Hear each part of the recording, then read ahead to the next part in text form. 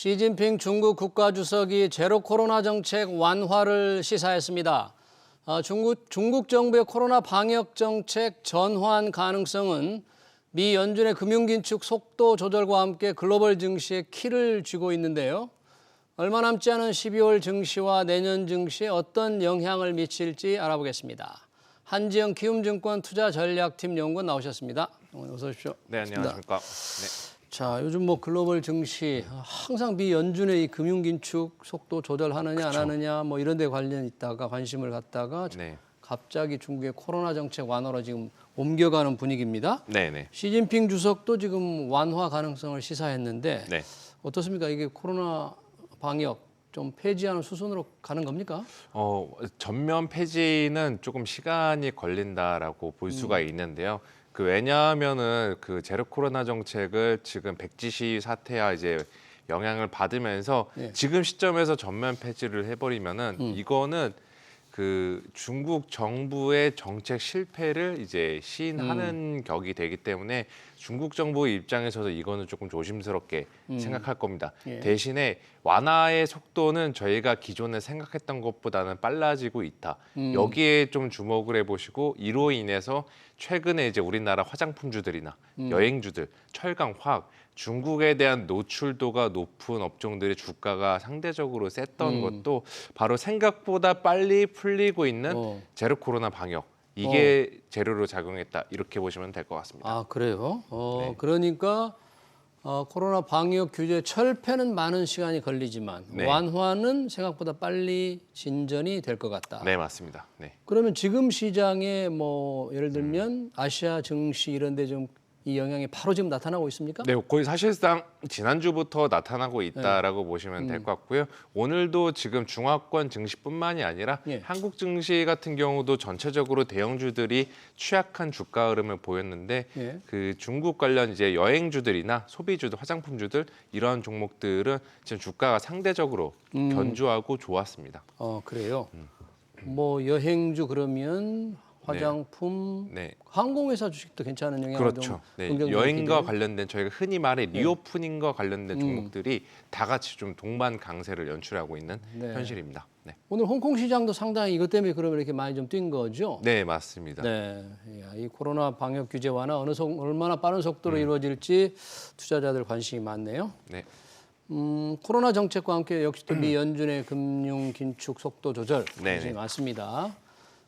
지난 주말 미국의 11월 고용 지표가 굉장히 좋게 나왔는데 이 지표에 따라서 미 연준의 정책이 좀 예상하기 어렵게 됐다면서요? 어떻게 나온 거예요? 일단은 고용 지표가 생각보다 잘 나왔습니다. 그리고 임금 상승률도 예상보다 높게 나오면서 이제 이런 생각들을 한번 해볼 수가 있어요. 1차적으로. 야, 고용이 이렇게 좋고 임금도 올라가는데 결국에 우리가 연준 입장에서 속도 조절을 굳이 해야 될까? 안 해도 되지 않을까? 경제가 이렇게 잘 버티고 있는데 이 생각을 해볼 수가 있는데 지금 미국 증시 같은 경우도 그렇게 다들 생각하고 있지는 않은 것 같아요. 왜 그러냐면은 과거부터 현재까지의 데이터들, 지표들은 지금 잘 나온 것들이 맞고 다들 그걸 알고 있는데 이제 저희가 주목해야 되는 거는 앞으로 얼마나 나빠질지 이게 더 중요한 것 같아요. 그래서 고용 지표 같은 경우도 지금 내용들을 보면은 전체적으로 양호하지만 갈수록 둔화가 되고 있다라는 신호들이 나오고 있습니다.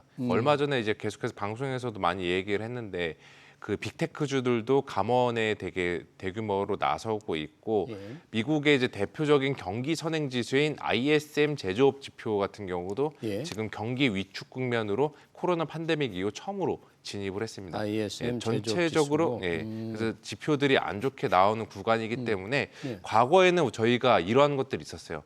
지표가 좋게 나오면 악재, 나쁘게 나오면 호재. 왜냐? 지표가 좋게 나오면은 연준이 긴축 세게 할 거다. 그럼 증시한테는 악재였고 지표가 안 좋게 나오면은 야, 연준이 세게 못 하겠다. 증시 올라갔고 이게 과거에 저희 최근까지의 주식시장을 움직이는 논리였는데 바뀌었어요? 이제는 바뀌고 있는 단계다라고 보시면 될 것 같아요. 앞으로는 지표가 잘 나오면은 호재, 안 나오면은 악재 이렇게 이렇게 되는 국면으로 지금 이행하고 있는 상황이다. 그건 왜 그렇습니까? 지표가 안 좋게 나오면 경기 둔화, 침체가 좀 빨리 계속된다. 그러니까 주가에도 더 안 좋을 거다 이렇게 이제 해석이 되는 거예요? 네, 맞습니다. 그리고 사실 솔직히 말씀을 드리면은 경기 침체는 이미 저희가 다 알고 있는 사안일 것 같아요. 왜냐하면 지금 뭐 동네 아주머니 아저씨들도 경기 침체 온다라는 거 이미 다 알고 있는 것처럼 이거는 주가에도 많이 반영이 되어 있고요. 관건은 이겁니다. 침체가 과연 얕은 침체로 갈 거냐 아니면은 깊은 침체로 갈 거냐. 여기에 대해서 아직 시장은 주가에 반영하지 못했고 의견 수치를 보지 못했기 때문에 이제 이 문제가 중요해진 거고 여기에서 이제 과연 얕은 침체의 진영이 승리할지 혹은 깊은 침체의 진영이 승리할지 이거를 판가름하는 거는 데이터가 좋게 나오냐 나쁘게 나오냐 이 차이로 보시면 될 것 같아요. 그래서 한번 또 이 방송 보시면 궁금해하시는 분들이 있을 텐데 과연 그러면은 얕은 침체랑 깊은 침체랑 구별하는 기준선이 있을까 그게 없을까? 어떤 차이가 있어요? 정말? 이거는 뭐 지금 솔직히 말씀을 드리면은 경제학계 상이나 아니면 글로벌 전문가들 사이에서 정해진 기준선은 없어요. 하지만 저는 개인적으로 제가 생각하는 거는 이것만 보시면 될 것 같아요. 미국의 여러 가지 경제 지표들이 있는데 ISM 제조업 지수, 미국의 제조업체를 대상으로 향후 경기가 얼마나 좋아질 것인지를 지수화한 지표인데 이게 50선을 기점으로 50선을 넘어가면은 경기 호조, 50선을 내려가면은 경기 위축 이겁니다. 그래서 이 ISM 지수 기준으로 45포인트까지 내려가는 데까지만 그치면은 얕은 침체. 얕은 침체. 40포인트까지 내려가면은 깊은 침체. 이걸로 보시면 될 것 같아요. 45 기준으로. 네. 원래 50이 기준인데 그냥 이미 둔화가 되는 거는 알고 있으니까 이제 45를 기준으로 45선에서 이제 그 지수가 움직이면은 그냥 얕은 침체로 끝난다라고 상정을 하시면 될 것 같고 40까지 내려가면은 깊은 침체다. 40까지. 하나의 근거는 역사적으로 미국의 예상치 못한 침체들, 뭐 닷컴 버블이 유발한 침체가 있었을 거고 금융위기, 팬데믹 이때 모두 ISM이 40 이하로 내려갔었어요. 저는 그래서 그런 것들을 참고 삼아서 ISM 제조업 지수 누구나 다 그 인터넷 들어가서 확인할 수 있는 지표인 만큼 투자하시는 분들은 그 지표 매월마다 한 번씩 체크해 보시는 것도 좋지 않을까. 최근은 얼마였어요 이게 ISM 제조업 지수가? 지난 1일에 발표가 됐었는데 49.8 정도로 겨우 이제 50선 근처에 걸쳐 있는 상황입니다. 49.8. 네. 그러니까 얕은 침체 쪽에 지금 가까이 있는 건가요? 네, 맞습니다. 근데 이제 시간이 좀 필요하죠. 이거를 왜냐하면 경기 데이터가 부진해지는 충격들은 이제 나타나기 시작했거든요. 왜냐하면은 6월 달부터 연준이 75bp 금리 인상을 했잖아요. 통상적으로 연준의 금리 인상이 경제, 실업률이나 여러 가지 소비 지표에 미치는 시차가 6개월 정도 걸려요. 지금 이제 12월 됐으니까 6개월 정도 이제 됐죠. 이제 반영되기 시작하는 겁니다. 그러니까 이제 상반기 중에 투자자들 사이에서 과연 침체가 깊게 갈 거냐, 얕게 갈 거냐 이 논의가 좀 활발히 오고 갈 것 같습니다. 그럼 얕은 침체 쪽에 머문다면 아까 말씀하신 ISM 제조업 지수가 한 45 조금 위쪽에서 멈춰 있다면 증시는 좀 견딜 수 있다 그런 거예요? 그렇죠. 연저점은 확인한 거다. 이미 지난 9월 달에. 근데 만약에 깊은 침체로 간다면은 또다시 힘겨운 연저점 테스트를 해야 되겠지만 저는 개인적으로 얕은 침체에 그칠 것이다. 이렇게 전망을 하고 있습니다. 그러니까 그때는 미 연준의 금리 인상 속도라든지 어떤 폭이라든지 이런 게 그거보다는 침체의 두께, 깊이가 어느 정도이냐 굉장히 앞으로 시장에 영향을 미친다. 요걸 좀 지목하라 그런 얘기죠? 네, 맞습니다. 지금 동시에 파월 의장이 이제 금융 긴축 속도를 조절하다. 뭐 12월에는 이제 빅스텝 0.5% 포인트 올릴 거라 그러니까 달러 가치가 지금 조금 주춤하고 있잖아요. 네, 맞습니다. 환율 방향은 어떨 것 같아요? 완전히 이제 킹 달러 강세는 뭐 끝난 거예요, 이제? 아직 끝났다라고 보기는 어렵고요. 근데 솔직히 진짜 환율이 정말 예측하기 어려운 게 1,200원대 지금 갈지 정말 누가 알았을까 싶을 정도로 빠르게 내려가고 있는데 이거 같은 경우는 여러 가지 재료들이 좀 동시에 맞물리면서 외국인들의 수급과 외국인들 한국 주식 순매수와 연준의 속도 조절 발언 또 11월 달에 발표된 미국의 소비자 물가가 둔화가 되면서 이러한 세 박자가 잘 맞아가지고 원달러 환율이 급락했는데 저희가 이제 12월 다음 주죠. 정말 중요한 이벤트들이 많이 몰려 있습니다. 예. 화요일 날 오후에 화요일 날 밤에 미국의 소비자 물가가 발표가 되고 소비자 물가 11월. 네. 그다음에 이틀 뒤 목요일 새벽에 한국 시간으로 목요일 새벽에 FOMC 결과가 나옵니다. FOMC 결과. 이 두 개 이벤트가 한 주에 몰려 있는 경우가 결코 흔치 않거든요. 이제 그만큼 이제 그거를 둘러싸고 달러화 가치도 급변할 수 있기 때문에 여기서 $1 환율 내려가는데 지금 베팅하시려고 하는 분들은 한 일주일만 참았다 하시는 게 낫지 않을까 이렇게 좀 말씀을 드릴게요. 네. 11월 소비자 물가 지수 미 연준의 금리 인상 FOMC 결과 보고 그걸 봐야만 이 달러의 어떤 향방이 좀 잡힐 거다 그런 얘기네요. 네, 맞습니다. 지금 뭐 1,300원 아래로 좀 떨어져 있기 때문에 뭐 많이 떨어진 수준이에요. 지금 환율이. 네, 맞습니다. 자, 올해 시장 뭐 한 달도 안 남았습니다. 보통 왜 뭐 산타 랠리 그러잖아요. 크리스마스 전후에 연말 연초에 내년 초에 좀 많이 오르는 그런 현상을 얘기하는데 올해는 뭐 그런 거 좀 기대할 수 있을까요? 산타 랠리?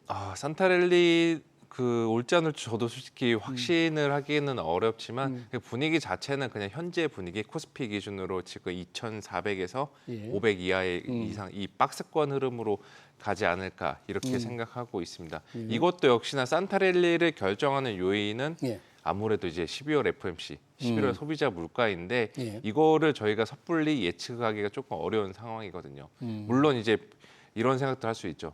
아니 너네들은 그 분석하는 사람들인데 우리들처럼 확인하고 대응하자가 아니라 미리 예측해줘서 점지해줘야지 좀 그 전문가들 아니야 이런 얘기를 할 수가 제가 물어봤어야 되네요. 제가 그래야 되는 거 아닙니까? 그런데 저희가 올해 내내 많이 겪었잖아요. 그러니까 섣불리 예측해서 세게 베팅했다가는 예상치 못한 손실을 맞을 수 있는 만큼 항상 대형 이벤트, 특히나 소비자 물가나 FOMC 같은 대형 이벤트 전에는 세게 베팅하기보다는 그냥 그 포지션을 어느 정도 정리를 해놓고 관망하는 심리로 대기를 해놨다가 이제 그 끝나고 나서 올라가면 같이 올라가서 따라 사거나 맞으면 같이 따라가서 팔거나 이 판단이 더 유효한 전략이다 이렇게 좀 말씀을 드릴게요. 시장의 변화를 확인하고 투자를 해도 괜찮다. 뭐 그런 얘기로 들립니다. 최근에 외국인들 조금 우리 주식 순매수하고 있잖아요. 지난 두 달간 6조 원 넘게 매수를 했다는데 외국인들의 어떤 한국 주식 순매수 완전한 흐름으로 좀 굳어지고 있는 건가요? 저는 뭐 중기적으로 그 흐름은 굳어졌다라고 보고 있습니다. 물론 단기적으로는 외국인들 중에 워낙 강세에 베팅했던 외국인들은 지금 12월 달은 조금 쉬었다 갈 수가 있어요. 왜냐? $1 환율 너무 급락 빨리 빠졌으니까.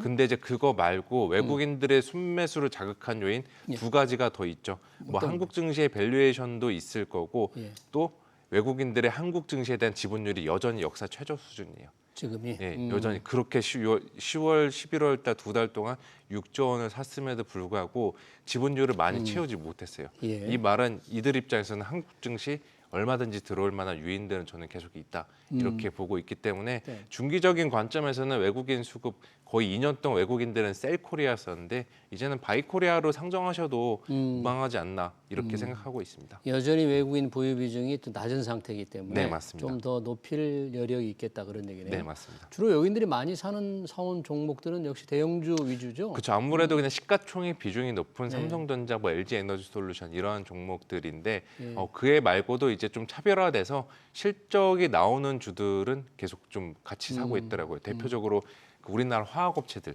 화학업체 같은 경우도 지금 뭐 그렇게 실적 좋아 보이진 않는데 이제 미래에 대해 실적이 개선될 것이라는 전망도 있고 또 중국 경기, 이 리오프닝 효과, 제로 코로나 완화에 대한 베팅으로 한국 그 화학업체들에게 그 수혜를 보는 이러한 측면도 있다라고 생각하시면 될 것 같습니다.